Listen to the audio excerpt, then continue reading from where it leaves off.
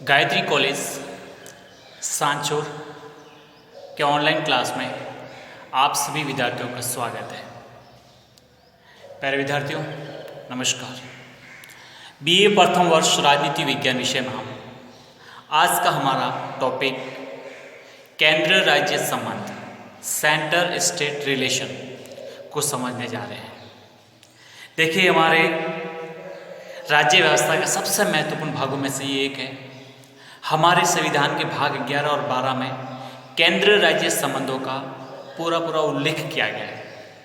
तो आज हम समझेंगे कि सेंटर और स्टेट इनके जो रिलेशन है, किस प्रकार से एक संघात्मक व्यवस्था के अनुरूप इनका जो उल्लेख किया गया है, हम सब समझने का प्रयास करेंगे। तो देखिए, संघीय संविधान राष्ट्रीय प्रभुता और राज्य प्रभुता के मध्य जो कि ऊपरी दृष्टि से विरोधी जान पड़ते हैं, पर सामंजस्य पैदा करने का प्रयत्न करता है। संविधान के आंतरिक या अंतरंग में ऐसे कुछ उपबंध हैं जो सामंजस्य के तौर तरीकों पर प्रकाश डालते हैं।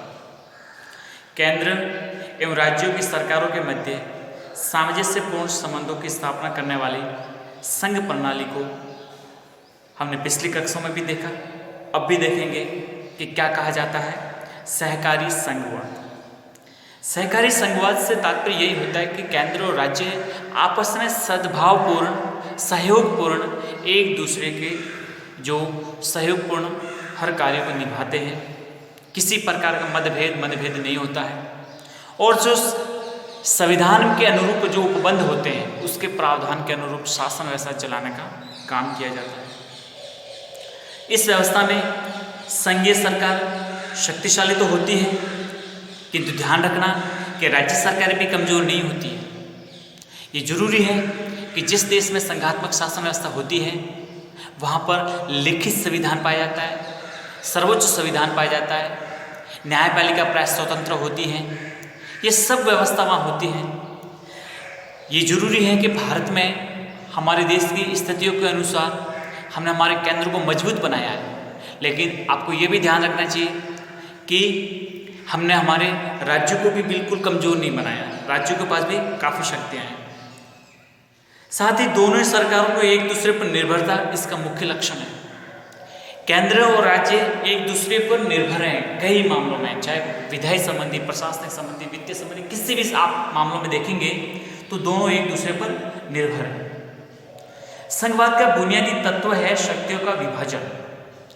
जिस देश में संघात्मक शासन व्यवस्था होती है तो आप जरूर समझ लेना कि उस देश में केंद्र और राज्यों के मध्य शक्तियों का वितरण पाया जाता है। शक्तियों का वितरण बिल्कुल स्पष्ट तौर से होता है, तो आपको ये समझना बेहद जरूरी है। तथा सहकारी संघवाद में शक्तियों के विभाजन के उपरांत भी केंद्र और राज्यों के मध्य अंतर क्षेत्रीय सहयोग पर बल दिया जाता है। कहने का तात्पर्य कि केंद्र और राज्यों के मध्य शक्तियों के विभाजन तो है ही, साथ ही उनको कई ऐसे क्षेत्र हैं जहां पर उनको आपस में एक दूसरे के सहयोग पर बल दिया गया है।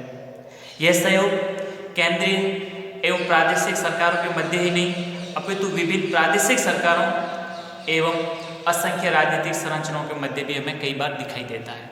केवल सरकारों से संबंधित नहीं, ऐसी कुछ अन्य संस्थाएं भी होती हैं, राजनीतिक संरचनाएं होती हैं, उनमें भी समन्वय सहयोग पाया जाता है और दिखा जाता है। और भारतीय संविधान में ऐसी स्थिति अपनाने की चेष्टा की गई थी जिस रूप में हम समझ रहे हैं और उसको लिख रहे हैं।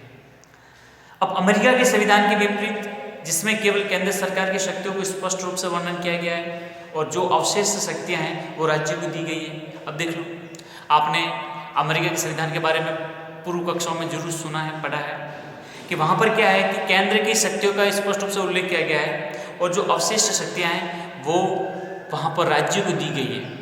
हमारे यहाँ पर ऐसा नहीं है। हमारे यहाँ पर केंद्र राज्य सबका पूरा अलग अलग से विभाजन का पूरा उल्लेख किया गया है। और रही बात अवशिष्ट शक्तियों की, अवशिष्ट शक्तियाँ तो हमारे केंद्र में नहीं हैं, केंद्र के पास है, न कि राज्यों के पास। इसलिए भारत के संविधान में क्या है, केंद्र और राज्य के मध्य शक्तियों के वितरण की एक अधिक निश्चित और सुस्पष्ट योजना बनाई गई है, ताकि कभी भी किसी प्रकार का कोई भी दिक्कत न हो, तनाव न फैले और आपस में केंद्र राज्यों के मध्य जो झगड़े फसाद ये भी बिल्कुल नहीं हो। अब देखिए हमारे संविधान में केंद्र राज्यों के मध्य जो संबंध है उनको प्राय 3 भागों में विभाजित किया गया है। केंद्र और राज्यों के जो संबंध है उनको 3 भागों में विभाजित किया गया है। पहला है केंद्र राज्यों के मध्य विधायी संबंध, आप बोर्ड में देख रहे हैं केंद्र राज्यों के मध्य विधायी संबंध। दूसरा है केंद्र राज्यों के मध्य प्रशासनिक संबंध। तीसरा है केंद्र राज्यों के मध्य वित्तीय संबंध। केंद्र राज्यों के मध्य वित्तीय संबंध। अगर आर्टिकल वाइज बात करें तो भाग 11 अनुच्छेद 245 से 255 तक विधायी संबंधों का उल्लेख कर रखा है, और इसी में ही भाग 11 के अध्याय 2 में प्रशासनिक संबंधों का अनुच्छेद 253 से 263 तक यह प्रशासनिक संबंधों का उल्लेख, और भाग 12 में वित्तीय संबंधों का उल्लेख है। तो आप समझेंगे कि 3 प्रकार के संबंधों के आधार पर हमारे केंद्र राज्य के जो संबंध हैं उनको अलग अलग हमारे संविधान के 11 और भाग 12 में विभाजित किए हुए हैं। ठीक है, तो आज हम शुरुआत करेंगे हमारे भारतीय संघ में केंद्र राज्य विधायी संबंधों का। केंद्र और राज्य के मध्य जो विधायी संबंध है उनका हम अध्ययन करेंगे। देखिए मैंने आपको पहले भी स्पष्ट बताया था कि जो संघात्मक देश होते हैं शक्तियों का पृथक्करण पाया जाता है, शक्तियों का विभाजन उसमें पाया जाता है। तो सबसे पहले जब हम विधायी संबंधों की बात करते हैं अर्थात सेंट्रल स्टेट लेजिस्लेटिव रिलेशन की जब बात करते हैं तो हमें हमारे सामने स्पष्ट है कि संघ और राज्यों के विधायी संबंधों का संचालन, संघ और राज्यों के विधायी संबंधों का जो संचालन है वो 3 सूचियों के आधार पर होता है। कितनी सूची? 3 सूची के आधार पर होता है। इन्हें प्राय संघ सूची जिसे यूनियन लिस्ट कहा जाता है, दूसरी है राज्य सूची स्टेट लिस्ट कहा जाता है, तीसरी है समवर्ती सूची जो प्राय कॉन्करेंट लिस्ट कहा जाता है। ठीक है, अब इन तीनों सूचियों को हमारे संविधान की जो 7वीं अनुसूची है उसमें उल्लेख किया गया है, उसमें उनको रखा गया है। ध्यान रखना, बहुत ही तथ्यात्मक जानकारी आपको बेहद तरीके से याद रखना है कि हमारे जो सेंटर और स्टेट केंद्र और राज्य के जो संबंध है उनको 3 भागों में विभाजित किया गया है। पहला विधायी संबंध है, दूसरा प्रशासनिक संबंध है, तीसरा वित्तीय संबंध है। हम शुरुआत करते हैं विधायी संबंधों की। तो विधायी संबंधों के इसमें ये बताया कि केंद्र और राज्य के विधायी संबंध है वो 3 सूचियों के आधार पर होता है। सूची कौन कौन सी है? एक संघ सूची है, दूसरी राज्य सूची है, तीसरी है समवर्ती सूची। ठीक है, और इन तीनों सूचियों का उल्लेख हमारे संविधान की जो अनुसूचियाँ हैं, हमारे संविधान के कुल 12 अनुसूचियाँ हैं, तो उनमें से जो 7वीं अनुसूची है, 7वीं अनुसूची में हमारे केंद्र राज्य के जो विधायी संबंधों में जो 3 अनुसूचियां हैं उनका उल्लेख किया गया है। बात समझ में आ गई? अब हम शुरुआत करते हैं हमारी सबसे पहले संघीय सूची यूनियन लिस्ट। यूनियन लिस्ट क्या है इसमें विषय और क्या इस पर कानून प्रक्रिया है, सब कुछ स्पष्ट तरीके से समझते हैं, आसानी से समझते जाओ। परीक्षा की दृष्टि से बेहद महत्वपूर्ण है, आप एक एक टॉपिक को अच्छे ढंग से समझते जाइए। देखिए संघीय सूची, इसे संघीय सूची भी कह सकते हैं, आप केंद्र सूची भी कह सकते हो, किसी प्रकार का आपको कन्फ्यूजन नहीं रखना है। देखिए अब इस सूची में जो विषय रखे गए, ध्यान रखना, संघ सूची में जो विषय रखे गए हैं वो राष्ट्रीय महत्व के विषय हैं, जिनका जो महत्व है, इंपॉर्टेंस है, वो पूरे राष्ट्रीय महत्व की है, न कि किसी एक क्षेत्र विशेष की। और इनका जो संबंध है वो संपूर्ण देश में एक प्रकार की नीति को अपनाने के लिए जरूरी होता है। इसलिए आप समझ सकते हैं कि संघ सूची में वे ही विषय रखे गए हैं जिनका महत्व राष्ट्रीय है तथा जिनका संबंध संपूर्ण देश में एक ही प्रकार की नीति अपनाने पर बल देता है। ये बात आपको अच्छे ढंग से समझनी चाहिए। अब जब महत्व राष्ट्रीय है, संपूर्ण देश के लिए एक ही प्रकार की नीति बनाना है, तो सोचो उन विषयों से संबंध में विधि बनाने का अधिकार किसको होगा, या उन विषयों से जुड़े विषयों पर कानून बनाने की जो शक्ति है वो किससे प्राप्त होगी? बेशक किसको होगी? संसद को होगी, भारतीय संसद को होगी या संघीय संसद को प्राप्त होगी। अर्थात इस सूची में जो भी विषय हैं उस पर कानून निर्माण की जो प्रक्रिया है उसका जो ये शक्ति है वो हमारी संघीय संसद को प्राप्त है। अर्थात संघ सूची में शामिल कोई भी विषय है उस पर कानून बनाने की शक्ति किसके पास है? हमारी संसद को प्राप्त है। अब देखिए इस सूची में कुल जो विषय हैं वो है 97। 97 विषय हैं इस सूची में। अब देखो, आप कई पुस्तकों में, कई कॉम्पिटिटिव एग्जाम की जो पुस्तकें उनमें देखते हैं तो इनमें आपको 100 का उल्लेख आता है, आसपास आते हैं। मैं आपको स्पष्ट कर देता हूँ। इन जो भी विषय हैं, जो भी लिस्ट बने हुए हैं, इनमें प्राय आज तक 97 ही हैं, 98 कोई नहीं है। लेकिन क्या करते हैं कि किसी कोई भी क्रमांक है, उस क्रमांक के अंदर उप क्रमांक बना दिया जाता है। माना कि जैसे 15 है तो 15 1 और 15 2, या 70 है तो 70 1 और 70 2। इस प्रकार से तो वो क्या करते हैं, टोटलिंग करते हैं और फिर 100 के आसपास पहुंच जाते हैं। जबकि हमारे संविधान में आज भी 7वीं अनुसूची में इन विषयों का जो उल्लेख है वहाँ पर 97 ही है, 98 नहीं लिखा है। इसलिए किसी विषय के अंदर उप विषय में आप कोई भी क्रमांक डाला हो तो उसको आप काउंटिंग नहीं करेंगे। इसलिए आपको आज भी संवैधानिक तौर पे याद रखना है कि 97 विषय ही हैं। अब इनमें से कुछ प्रमुख विषय हैं, जैसे मैं आपको बता देता हूँ। रक्षा, डिफेंस, रक्षा से संबंधित जो भी विधि बनाना है, रक्षा से संबंधित जो भी कार्य करना है, देश की सुरक्षा से संबंधित, वो पूरा हमारी संघ सरकार, हमारी केंद्र सरकार करती है। विदेश मामले, भारत के किन देशों के साथ किस प्रकार के संबंध स्थापित करने हैं, किनसे संधि करनी है, किनसे क्या समझौता है, सभी विदेशी मामलों का पूरी तरह से नियंत्रण हमारी केंद्र सरकार, संघ सरकार का रहता है और वो ही कानून बनाएगी। इसके अलावा युद्ध व संधि, हमारे राज्यों को अधिकार नहीं है कि वो युद्ध का आगाज करें या किसी देश के साथ संधि करें, नहीं, ये हमारे केंद्र का विषय है, संघ सूची का विषय है। इस पर केंद्र ही नियंत्रण और नियम बनाता है। इसके अलावा नागरिकता, नागरिकता देखिए, मैंने आपको जब संविधान की विशेषता पढ़ा रहा था तो उसमें आपको बताया था कि हमारे हिंदुस्तान में, भारत में जो नागरिकता का प्रावधान है वो एकल नागरिकता का प्रावधान है। अर्थात केंद्र राज्यों की अलग अलग नागरिकता नहीं, जैसे अमेरिका में राज्यों की भी अलग नागरिकता है और वहाँ के संघ की भी अलग नागरिकता है। हमारे यहाँ पर नहीं। हमने हमारे देश की एकता, अखंडता को देखते हुए संपूर्ण भारत के लिए एक ही नागरिकता का प्रावधान रखा है कि हम सब भारतीय नागरिक हैं। हमारी पहचान, we are citizen of Indian, हम सब भारतीय नागरिक हैं। इसके अलावा कुछ भी नहीं हमारी पहचान। तो ये सब जो संकीर्ण क्षेत्रवाद, इन सब समस्याओं को निपटाने के लिए हमने जो एकल नागरिकता का जो प्रावधान रखा है, तो नागरिकता के संबंध में जो भी कानून बनाने की प्रक्रिया है, कानून निर्माण की प्रक्रिया है, कोई भी संशोधन की प्रक्रिया है या अधिनियम बनाने की जो प्रक्रिया है, ये भी हमारी संघ सरकार से का विषय है और संघ सरकार इसमें काम कर सकती है। फिर इसके अलावा हम देखते हैं कि जो भी विदेशी प्रवासी लोग हैं वो आना जाना, उनके संबंध में जो भी पासपोर्ट, जो भी सुविधा होती है वो भी हमारी केंद्र सरकार का विषय है। रेल और बंदरगाह, आपने देखा होंगे हमारी भारतीय रेल, इस पर पूरा नियंत्रण भारत सरकार का।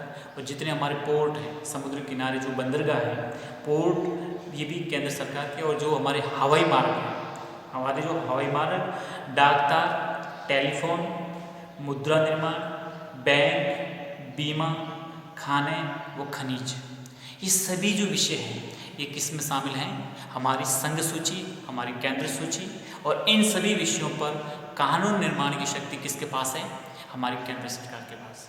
राज्य इन विषयों पर कानून का निर्माण नहीं कर सकता, ये आपको अच्छे ढंग से समझना चाहिए। स्पष्ट हो गया? ये थी आपकी संघ सूची। दूसरा है राज्य सूची। अब देखो, राज्य सूची का नाम आते आपके दिमाग में बिल्कुल तुरंत प्रभाव से आपका दिमाग में भाव आ जाता है कि इस पर राज्य ही कुछ सब कुछ कर सकता है। तो मैं आपको स्पष्ट कर दूं कि इस सूची में जो भी विषय रखे गए हैं, उन सबका अपना क्षेत्रीय महत्व है, रीजनल उनका इम्पोर्टेंस है। कहने का तात्पर्य, जो क्षेत्रीय महत्व के विषय हैं वो सभी राज्य सूची में रखे गए हैं और इस सूची के विषयों पर विधि निर्माण का अधिकार सामान्यतः राज्यों की व्यवस्थापिकाओं को प्राप्त है। अर्थात राज्य सूची के जो विषय हैं उस पर कानून निर्माण की जो प्रक्रिया है, उस पर कानून निर्माण की जो भी प्रोसीजर है वो किसके पास है, राज्य की विधानसभाओं के पास, अर्थात राज्य सरकार के पास। राज्य सूची में जो भी विषय उल्लेख हैं उन पर कानून निर्माण का पूरा अधिकार किसका रहेगा, राज्य सूची का। इस सूची में जो विषय हैं वो है 66। कितने? 66। अब देखिए, 42वां संविधान संशोधन भारत में हुआ 1976 में। तब इंदिरा गांधी सरकार ने क्या किया कि कुछ विषय राज्य सूची से समवर्ती सूची में हस्तांतरित कर दिए थे। इसलिए प्राय कई हमारी पुस्तकों में जो 5 विषय थे राज्य सूची से, उनको किसमें? समवर्ती सूची में शामिल कर दिया गया था। इसलिए प्राय मूल संविधान में 66 विषय थे, तो अब वो घटा के 61 कर रहे हैं। लेकिन ध्यान रखना, है भले 61, लेकिन आज भी भारत के संविधान में जो अंकित रिक्त हैं, अंकित जो क्रमांक हैं, वो भी राज्य सूची में 66 ही हैं। कितने हैं? 66 ही हैं। उसमें किसी प्रकार का कोई परिवर्तन नहीं किया। हाँ, ये जरूर है, जैसे 66 तक जो अंकित हैं उसमें से माना कि 18 आगे रिक्त है, 25 के आगे, माना एग्जाम्पल के तौर पे कह रहा हूँ, 25 के आगे रिक्त है या 35 के आगे रिक्त है, तो हैं, लेकिन क्रमांक में कोई बदलाव नहीं किया गया है। इसलिए अगर सही बताऊँ तो आज भी हमारे इस संविधान में राज्य सूची के जो विषय हैं वहाँ पर जो क्रमांक हैं आज भी 66 के 66 है। ठीक है, पर आपको ध्यान रखने के लिए मैं स्पष्ट कर दूं कि 42वें संविधान संशोधन द्वारा हमारे राज्य सूची के 5 विषय समवर्ती सूची में शामिल कर लिए गए थे। ये आपको ध्यान रखना है। अब देखिए इसमें कौन कौन से विषय हैं। पुलिस, जो पुलिस है राज्य स्तर की, उस पर जो भी नियंत्रण है, कानून प्रक्रिया का जो भी प्रभाव है, वो राज्य सरकार का रहता है। न्याय, जेल, स्थानीय स्वशासन, सार्वजनिक स्वास्थ्य, कृषि, सिंचाई, सड़कें, ये सब किसके विषय हैं? राज्य सूची। और इन उपरोक्त विषयों पर कानून निर्माण कौन करेगा? कौन? राज्य की सरकार। अब अगली कौन है? समवर्ती सूची। कौन सी? समवर्ती सूची।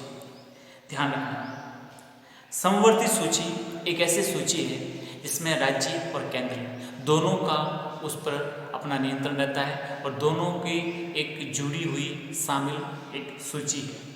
देखिए, औपचारिक रूप से और कानूनी दृष्टि से इन तीनों सूचियों के विषय में संख्या वही बनी हुई है जो मूल संविधान में थी, जो मैंने आपको स्पष्ट कर दिया। अब इस सूची में साधारणतः वे विषय रखे गए हैं जिनका महत्व संघ और क्षेत्रीय दोनों ही दृष्टियों से है। अर्थात समवर्ती सूची में जो भी विषय हैं उन विषयों का राष्ट्रीय स्तर का भी महत्व है और क्षेत्रीय स्तर का भी महत्व है। इसलिए दोनों ही स्तर के विषयों को इसमें शामिल किया गया है।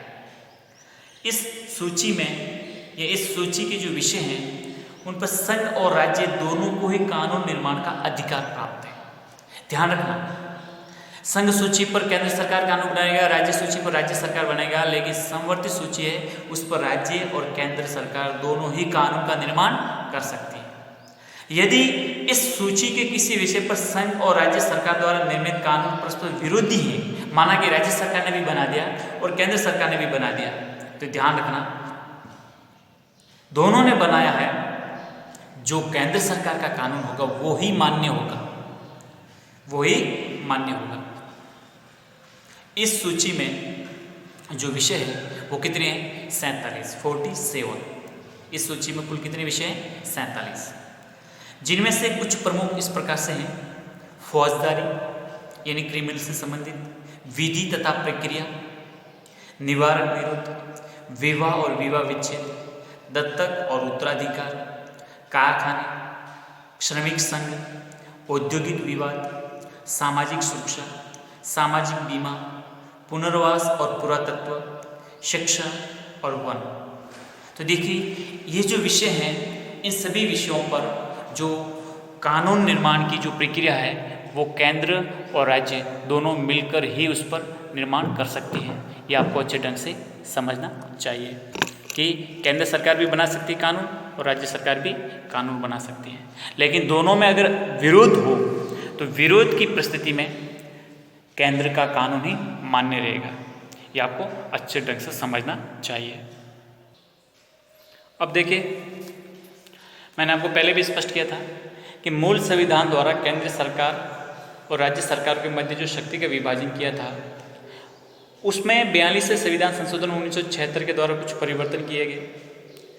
हुआ ये था कि राज्य सूची के कुछ विषय जैसे शिक्षा, वन, वन्यजीव, पक्षियों का रक्षण और नापतोल, इनको समवर्ती सूची में जोड़ दिया गया तथा एक नवीन विषय 20 में जनसंख्या नियंत्रण और परिवार नियोजन जोड़ा गया।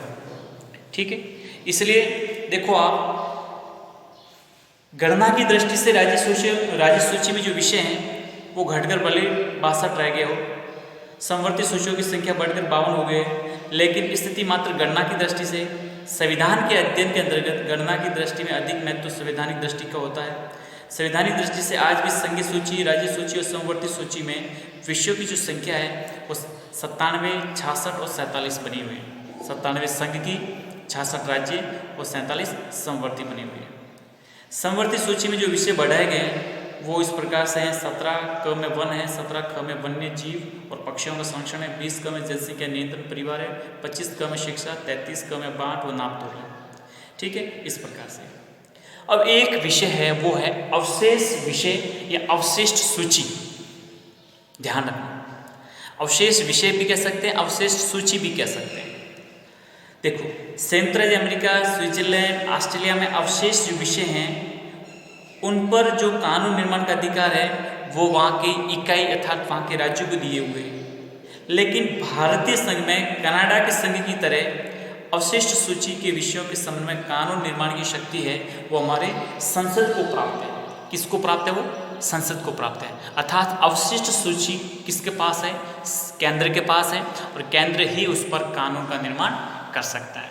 ठीक है, तो आज हमने विधेय संबंधों में शक्ति के वितरण में हमने 4 सूचियों का उल्लेख किया: संघ सूची, राज्य सूची, समवर्ती सूची और अवशिष्ट सूची।